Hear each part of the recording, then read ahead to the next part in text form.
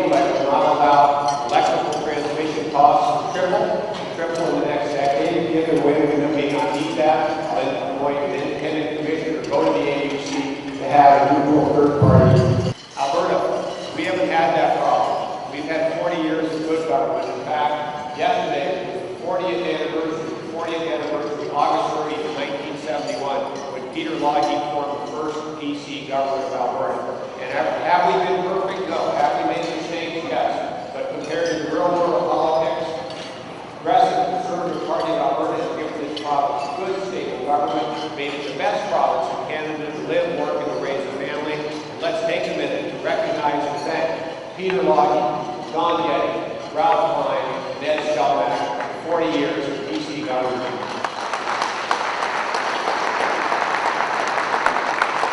Today we are here at the campaign of Mr. Ted Morton. He's running for PC leadership race, which is happening on September 17th. That's the first ballot. And we want to introduce Mr. Morton to our viewers of Watan TV. I've made a very strong commitment to keep Alberta working and growing, so everybody has the opportunity that we've enjoyed for the last 20 years. We can enjoy it for another 20 years. And I've certainly made a strong commitment to get our public finance back in shape. I will not allow government debt to undermine adequate funding for health care and education. That happened in Alberta in the 1990s. It's happening down in the US and in Europe today. A Ted Morton government will not let that happen in Alberta. Thank you very much, Mr. Morton. Okay. Yeah. Thank you. We have here with us MLA David Shaw, who is supporting Ted Morton on his campaign. And we would want to introduce him to our viewers as well. Mr. Shaw, you are here organizing the campaign for Mr. Morton. And what do you think the prospects are, and what would you want to share with our viewers? I think it's very important for us to let the public know and what kind of leadership he's going to bring to the table. I can tell people by working with him for the last several years as MLA, as colleagues, he is exactly the common sense leader we need for today's Alberta and for our future. Yes, we also have another MLA with us, Doug Elniski, who is also supporting Ted Morton's campaign. We want to introduce him to our viewers as well. Mr. Elniski, your thoughts on Mr. Morton running as a leader, and what qualities Albertans are looking into a new leader? Well, the real appeal for Ted Morton goes back to when I first became an MLA.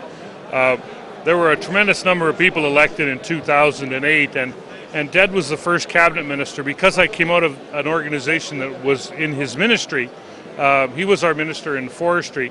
He was the first guy that said, here, this is where I'm at, this is what I'm about, what help do you need? And he really stepped up to the plate to make sure that as an MLA I was successful in the first part of my term. You don't forget those kind of things, and you should be, and you have to, I think, be loyal to the people that have the same philosophy in life as you do. And I'm very much a fiscal conservative.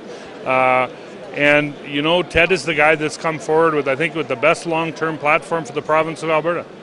Now we have another MLA, Carl Benito from Edmonton Millwoods, and he's also supporting this campaign of Ted Morton.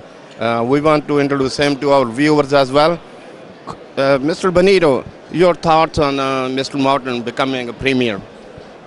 First of all, I just want to take this opportunity to thank you and shake your hands. I firmly believe on his fiscal policy. He's the only candidate that would like to balance our budget. And I think if we want to manage our future, we have to make sure that we have a good fiscal management. And this is one of the reasons why I supported Ted Morton. Second reason is the immigration policy. Okay. Whatever is good that might be applicable in Alberta, this is what we want to happen in this province. How come the province of Quebec can, basically suggest to the federal government the numbers of permanent residents they can have in this country?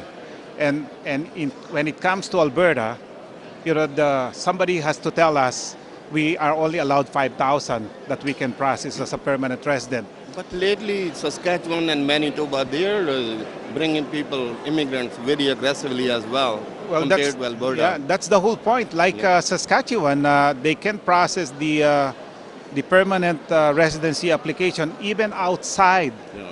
of Canada, wherein in Alberta, we have to process it inside of this province. So we would like to get the good, benefits that the federal government is giving to Manitoba and to Saskatchewan.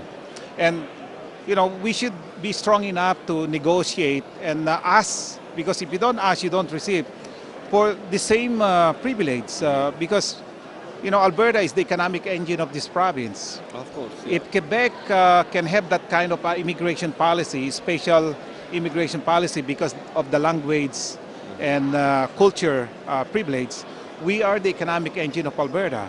We should be able to ask that. And I think it's only through Ted Morton that will become possible because of his good relationship way back 20 years ago to Prime Minister Stephen Harper. I think, this is a way of making sure that we elect a premier that will have a good relationship with the Prime Minister, Stephen Harper, because, Stephen Harper was the one who introduced Ted Morton, Dr. Ted Morton, to politics. He was a member or a student at the University of Calgary, and Dr. Morton has been teaching or was able to teach in the University of Calgary for more than 24 years. And, Dr. Ted Morton will be friendly to the business people and to the industry and not work against it. And, we would like to make this province back on track. And I feel being the first Filipino MLA in this province, it is my pleasure and distinct honor to endorse a good leadership candidate to become the premier for this province.